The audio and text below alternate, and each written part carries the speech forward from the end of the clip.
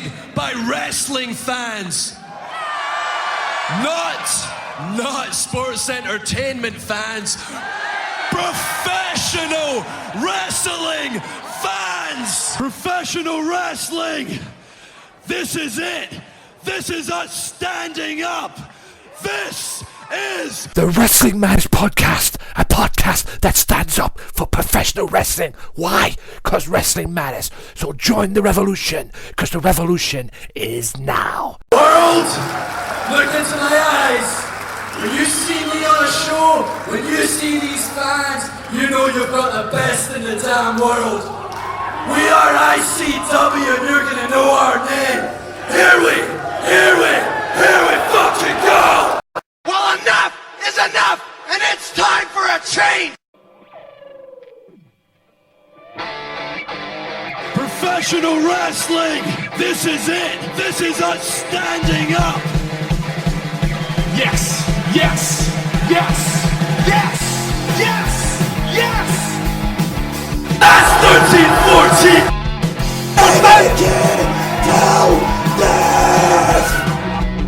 Dina, I am the best in the world. 'Cause that's the bottom line! The Stone Cold Simpson!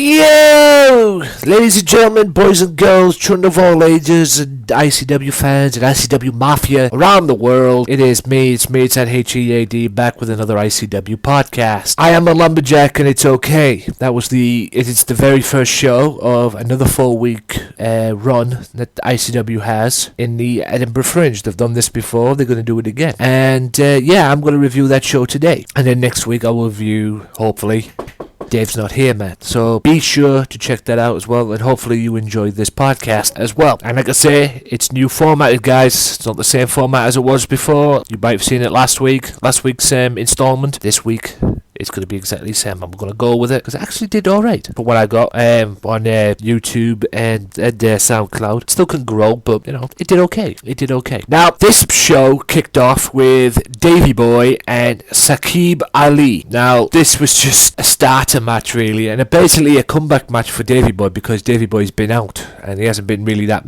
match fit or wrestling fit if you're just going at home. And he came back. He looked good, and he took it to Saqib Ali. Don't get me wrong, it was a dominant victory by Davey Boy, but Ali did show that he could hang, and he did take it to Davey Boy for most of the match. Tried to take the advantage of the fact that was Davey Boy's first match back since the little incident at Flawless Victory when his former tag team partner Stevie Boy turned on him and joined the NAK. But like I say, other than that, nothing really to talk about in this match other than Davey Boy looking good. Saqib made one mistake which led to a spear and a TKO, or as they called it on Billy Kirkwood called it an F5 or an FU. It wasn't, it was a TKO move, and Davey Boy ended up getting the victory. But like I say, it wasn't dominant. It was dominant, but it wasn't that dominant. I mean, Saqib did take the fight at points in the match to Davey Boy. He did take it to Davey Boy, but it just wasn't enough at the end of the day. And Davey Boy, after the match, revealed his little plans and says he's going to go through every member of the NAK, because that's what he was all about at the end of the day. This was just a warm-up match back. Basically, since Flawless Victory, he's been in NAK mode, and he plans on getting revenge on every member of the NAK. Yes, that probably includes Kaylee Ray too at some point. But in any event, it was good. A good little way to kick off the show, and I would probably give that rating a 3. To be honest, because it was okay, but like I say, it was Davey Boy's warm-up match. Since, like I say, that was the first time he'd wrestled since Flawless Victory, and like I say, he's concentrating on is the NAK. He wants a piece of the NAK. He wants to go through every member of the NAK and get to Chris Renfrew, because that's who he's going to save last. The thing is, though, will this singles run, now that Davey Boy is in the Stevie Boy rather is in the NAK? I'd like to see where this run goes, the singles run goes. But it's going to be interesting. Does he need Stevie Boy? At one point he's going to be wrestling Stevie Boy, we all know that, but all of this is going to end up to a big match with Chris Renfrew, because that's who's to blame for the Bucky Boys splitting up, and obviously Davey Boy wants a piece of him for that. So it'd be interesting to see where Davey Boy goes from this point, but hey, we'll have to wait and see. The next match was Joe Coffey one-on-one with James R. Kennedy. Kennedy's Kid Fight, member of the 55. Now, Joe said that he's going to do what's right and show no mercy to Kid Fight. He, in a way, did in this match. Not a lot, not 100%, because Kid Fight did take it to it. It was an evenly fast-paced start to the match. A good, solid, hard-hitting match for the time they had. And but most of the match, it was basically 3-on-1 because Tim Wiley got involved with James R. Kennedy and tried to get Kid Fight a victory, because that's what the 55 are about. They'll get a victory any way they can, and that's what makes them a good heel group, although Kennedy looks like George Michael. But anyway,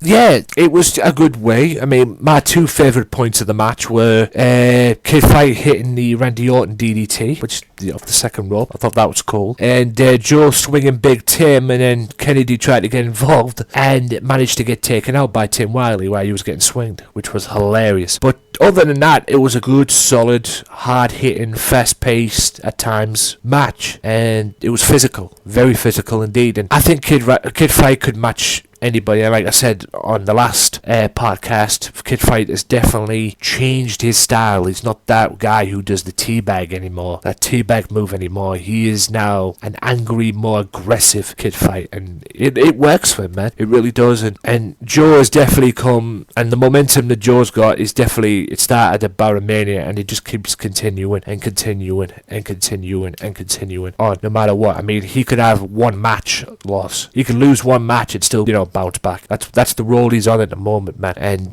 he is hunting for that title match. Question is, will he get it? But other than that, it was a good 4-star hard-hitting physical match. I really enjoyed it. Maybe I enjoy physical matches. I don't know, hard-hitting stuff, because I've always had a motto when I'm in the wrestling business. When I'm in the wrestling business or in the wrestling ring, do it to me properly or don't do it at all. If you're gonna hit me, fucking hit me. Don't be a pussy about it. And I actually this was a physical match, and I wouldn't mind seeing these two go at it again. I mean, he's beaten two members now, Joe, of the 55. He beat Shah Samuels at Shugs House Party. I'll be reviewing that show on a later date, so stay tuned for that. And now he's beaten Kid Fight. Question is, will he beat Tim Wiley?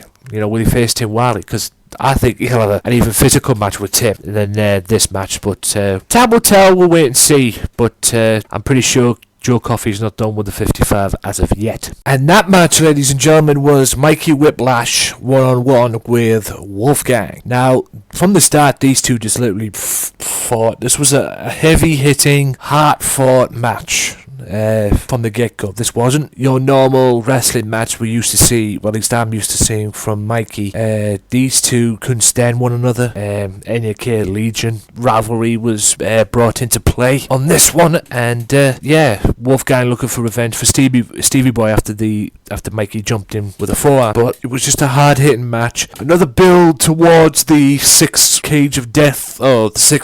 cage death match at Fear and Loathing between the NAK and Legion. But it was a good, hard-hitting, physical match between the two, because these two literally beat the hell out of each other. There were times in the match where Wolfgang was in full control and was able to dominate Mikey for most points of the match, considering the fact that Mikey was still feeling the effects of what happened at Shugs House Party. But other than that, Wolfgang was able to control him for most of the match, like I said, and it was more a one-on-one match. There was no NAK involved. Stevie Boy could have came out and got interfered if the need be, because of what happened after the match. They were there, Luke King Sharp, when Mikey jumped in, but he didn't. This was just a good, physical, hard-fought, one-on-one match. Like I say, and it was all built. It's all part of the build toward Fear and Loathing, with the NAK and Legion going against each other in that cage match. Favourite points of the match was when Mikey suplexed Wolfgang off the top rope. Wolfgang was going for the senton, and Mikey was able to run up and get him into a suplex position and suplex him off. Another point in the match was Wolfgang ran into Mikey while he was in the corner, and Wolfgang, Mikey backdropped Wolfgang over the top rope, and his face landed right into the stairs on the outside, which was really cool. And then Wolfgang managed to win the match with the brass knucks, and it was just a hard-hitting way to end a hard-hitting good physical match. And I really enjoyed it, to be honest. And I will give it a 4 out of 5 in the rating. And what obviously Wolfgang, what we all know later on, which I'll get to later on, was the NAK get a little taste of their own medicine. So Wolfgang may have won that war, but as we find out later on, it backfired on him a little bit and backfired on the NAK. But all in all, good, physical, hard-hitting match. Not bad for what was around about 15 minutes, 10 to 15 minutes at the most. And yeah, Wolfgang got the win with the brass knucks and the punch. And that about wraps this part up of the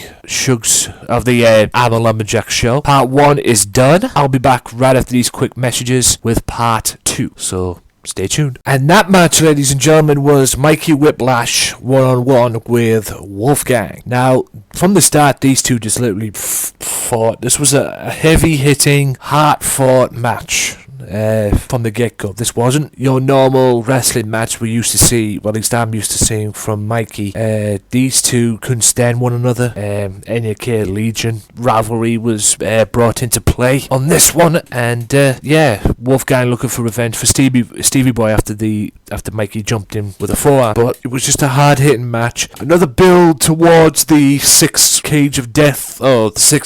cage death match at Fear and Loathing between the NAK and Legion. But it was a good, hard-hitting, physical match between the two, because these two literally beat the hell out of each other. There were times in the match where Wolfgang was in full control and was able to dominate Mikey for most points of the match, considering the fact that Mikey was still feeling the effects of what happened at Shugs' house party. But other than that, Wolfgang was able to control him for most of the match, like I said, and it was more a one-on-one match. There was no NAK involved. You know, Stevie Boy could have came out and got interfered if the need be, because of what happened after the match. They were there, Luke King Sharp, when Mikey jumped him, but he didn't. This was just a good, physical, hard-fought, one-on-one match. Like I say, and it was all built. It's all part of the build toward Fear and Loathing, with the NAK and Legion going against each other in that cage match. Favourite points of the match was when Mikey suplexed Wolfgang off the top rope. Wolfgang was going for the senton, and Mikey was able to run up and get him into a suplex position and suplex him off. Another point in the match was Wolfgang ran into Mikey while he was in the corner, and Wolfgang, Mikey backdropped Wolfgang over the top rope, and his face landed right into the stairs on the outside, which was really cool. And then Wolfgang managed to win the match with the brass knucks. And yeah, it was just a hard-hitting way to end a hard-hitting, good physical match. And I really enjoyed it, to be honest. And I will give it a 4 out of 5 in the rating. And what obviously Wolfgang, what we all know later on, which I'll get to later on, was the NAK get a little taste of their own medicine. So Wolfgang may have won that war, but as we find out later on, it backfired on him a little bit and backfired on the NAK. But all in all, good, physical, hard-hitting match. Not bad for what was around about 15 minutes, 10 to 15 minutes at the most. And yeah, Wolfgang got the win with the brass knucks and the punch. And that about wraps this part up of the Shugs of the I'm a Lumberjack show. Part 1 is done. I'll be back right after these quick messages with part 2. So stay tuned.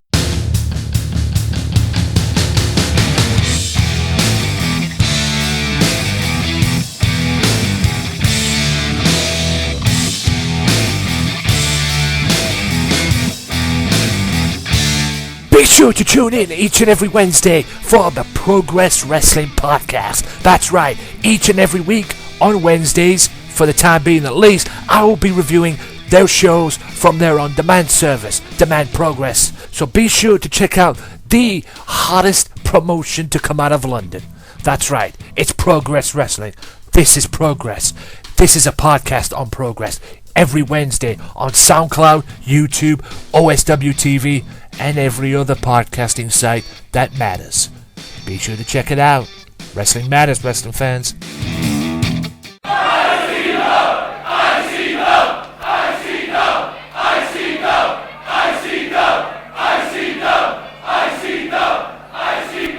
Be sure to tune in every single Tuesday now for the Wrestling Matters Podcast Extra, where I'll be hosting a podcast on one promotion and one promotion only. ICW, Insane Championship Wrestling, the hottest promotion in Scotland, where I'll be reviewing their shows, my God! Talking ICW. That's 1314! And who knows, maybe get some guests on.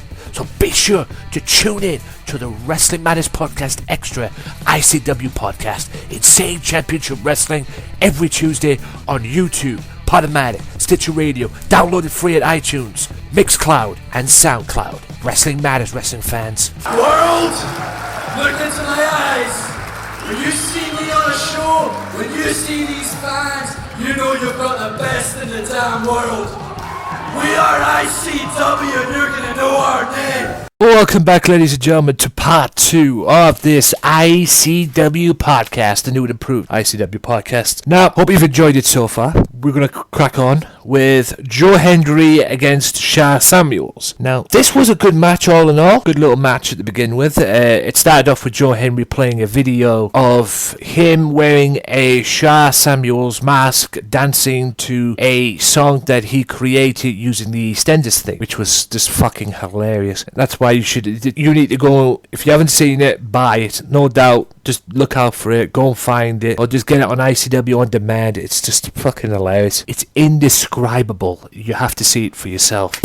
Now, the match itself was okay. It was okay for what it was. But the story of the match, I mean, Joe used his power, hitting the freak of nature on Sha and his hanging suplex and that. But the story of the match was the numbers game involving the 55. Because like earlier on, although it didn't work against Joe Coffey, earlier on, Tim Wiley and James R. Kennedy were out at ringside getting involved at any chance they got. Because like I said, the 55 win a match at any cost. They'll do anything to win, as proven in this match. Because Tim Wiley distracted Joe. I believe Joe was going to go for the trip around the world. Tim Wiley distracted him, and Sha rolled him up, put his feet on the ropes, and got the victory. And then after that, post-match beatdown on Joe Hendry, DCT came out and looked for revenge on 55. Because, let's just say this, although he got married, DCT ruined the wedding the 55 ruined DCT's wedding party, the Viper. So, all in all, it was a good match. Joe showing his power definitely in this match. He definitely had the power advantage. I mean, not saying that Sha Samuels is a light guy, because he's not. He's a heavy guy himself. But power-wise, I'd have to give it to Joe. But all in all, it was a good match. Just a shame that Kennedy and Tim had to ruin it. But like I say, that's what the 55 are all about. They'll do anything to win. They try and win at all costs. And I'll give the match a 3. Then DCT came out and chased them away, looking for a piece of revenge. Now on to a match that stole the show for me. ICW Tag Team Titles #1 contendership. Winner gets a tag title shot against Polo Promotions. That's what it turned out to be anyway. Which involved the New Age Clique, Chris Renfrew and BT Gunn against the SDS, Sumerian Death Squad. Again, this match was built, it's more matches built towards the little confrontation at Fear and Loathing. This match it took them about 8 minutes to get it to a standard tag team match, because at the beginning these two just beat the hell out of each other. These two teams took it to each other, fought in the crowd, fought all over the area. Even at one point, BT got kicked by Tommy End on the top of the balcony area in the Edinburgh Fringe. BT Gunn kicked him, Tommy End kicked him, and then left him there and went down to double team on Chris Renfrew. Lo and behold, BT jumped off the balcony, which was about 20 feet according to the commentary table, and dived on all three. Crazy. Then it got it, like I say, it took him about 8 minutes to get it to a tag title match, a standard tag team match, or tag #1 contenders for the tag title match, and both teams showed great double team. Both teams had the chemistry. This was probably the first match in a while that we've seen the Sumerian Death Squad together in ICW. At least what I've seen, anyway. And yeah, both teams knew each other so well. Chris Renfrew and BT Gunn were the original members of the NH Clique and the New Age Clique. And quite frankly, according to what Billy Kirkwood said was spot on, I think they were the New Age Clique before there was an ICW. These two have known each other so well, and they just gel as a team. Great tag team wrestling from them. And the same with the Sumerian Death Squad. I mean, Michael Dante showed his power in this match, man. He's an absolute horse. Someone who weighs about 300 pounds at the most, or maybe 290, 280. He can move, dude. He can move around, and Tommy End's known for his kicks, because he can kick your head off. I mean, BT can chop you hard. Tommy End can probably kick your head off right into the front row. All in all, great tag team match, hard-hitting, physical tag match to start. And yeah, it all culminated with the Sumerian Death Squad hitting the Hangman's Blockbuster, which is Dante getting it into like a facebuster position, and then Tommy End doing a flip and hitting the Blockbuster. That was one of my favourite moments of the match, hitting that, and they got the victory out of that. Also during the match as well, the Click hit the Spike T-Virus, which is Renfrew getting him in his move, the T-Virus, which is, for any Kid Cash fans out there, the jackpot move, which way he lifts him up and then drives him down, double underhooks his arm, like if he's getting him into a pedigree, lifts him up and then hits him with a power driver move. Well, they did that, but they did it on the Spike power driver move. It was like a Spike T-Virus, I called it, and that was beautiful. And then, like I say, Hangman Blockbuster and Sumerian Death Squad destroyed the New Age Clique. And then Wolfgang came out, attacked the Sumerian Death Squad. Mikey Whiplash came out and got a little bit of revenge on Wolfgang. And then Legion proceeded to tie up Chris Renfrew like if he was Jesus Christ, and then tied up Wolfgang in the ropes. And they proceeded to torture BT Gunn, hitting him 5 times with a kendo stick. They're like the cane like you probably used to get at school, but twice as worse. And Wolfgang was saying that's enough. Chris Renfrew saying he's going to kill the Legion. And then Tommy End setting up Mikey Whiplash for the final exclamation point, which is when Whiplash ended up hitting Chris with the kendo stick and knocking him out, making a statement for Fear and Loathing. All in all, those were my favourite parts of the match. Loved it. NAK, probably in some people's minds, even though I'm an NAK fan, but even in some people's minds, probably getting what they deserve. Obviously, they'll be looking for revenge. All in all, good, solid tag team match, and I will give that a 4. And yeah, 4 point. No, you know what? I'll give it a 4.5. I really liked it, and it told a great story. And like I say, it's all build up and all build and story for their match at Fear and Loathing in November, the 6-man cage match, which I'm guessing by any sense of the imagination it'll be BT Gunn, Chris Renfrew, Wolfgang versus the Sumerian Death Squad, Michael Dante, Tommy End, and Mikey Whiplash. I doubt Stevie Boy will have any involvement in it. Stevie Boy will more than likely end up facing Davey Boy at some point, maybe on that show, but I doubt he'll have any involvement in this feud. But anyway, all in all, just great to watch, and that's why you should get the ICW On Demand service. And you know what? I'll put a video clip of this because it's actually on the of the beatdown, because it's actually on the ICW Online on YouTube. I'll put the clip in the description below, so be sure to check that out if you haven't seen it. Anyway, the next 2 matches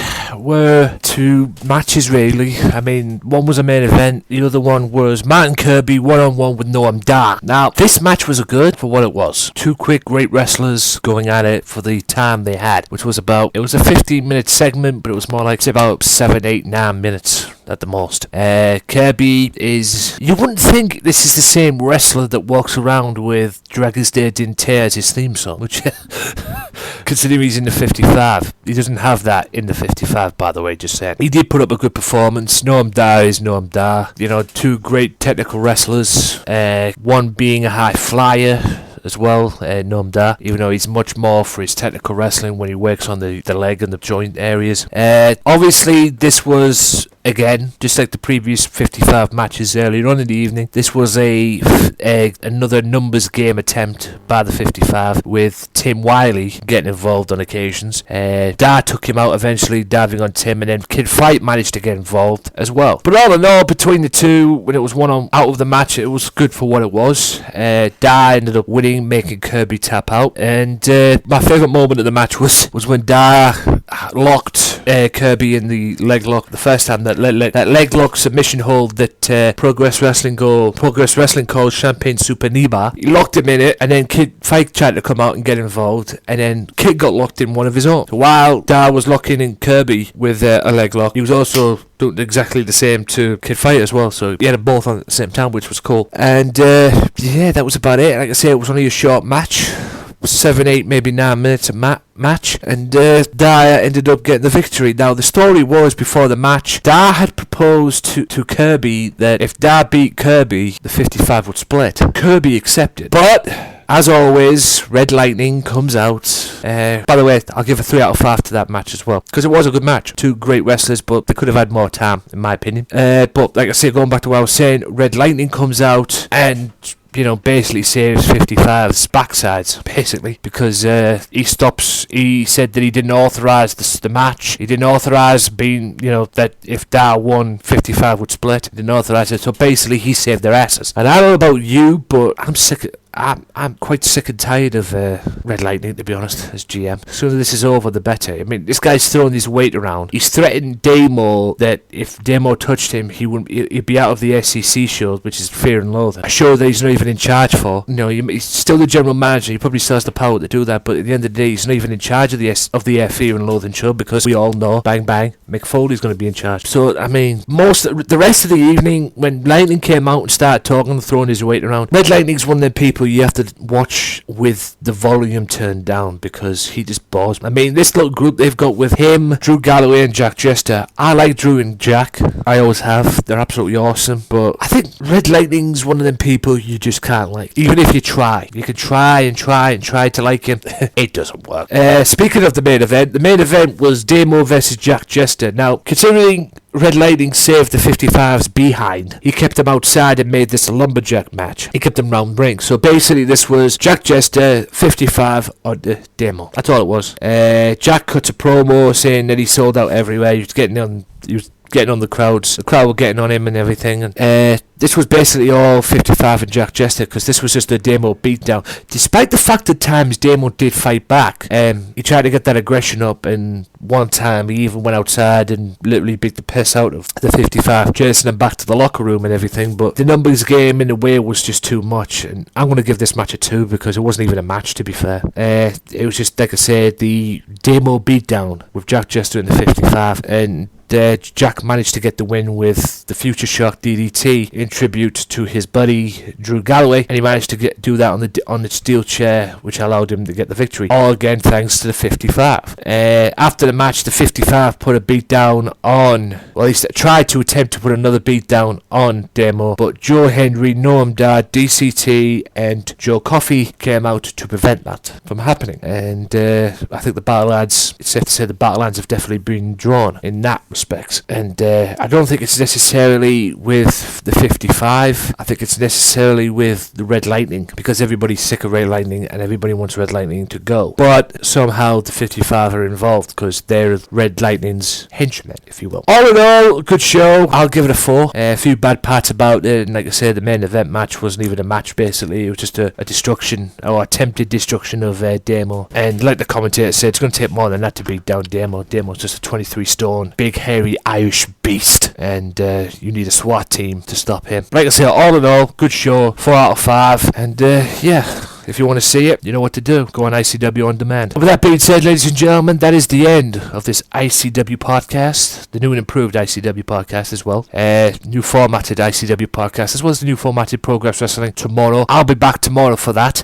Be sure to tune in for that as well. But until then, ladies and gentlemen, my name is Anthony Walker. Shout out to OSW TV, the affiliates of the Wrestling Madness podcast. And until tomorrow, guys, for the Progress Wrestling podcast, my name is Anthony Walker. Peace out. Well, enough is enough, and it's time for a change. Professional wrestling, this is it. This is us standing up. Yes, yes, yes, Yes, yes, yes. That's 13-14!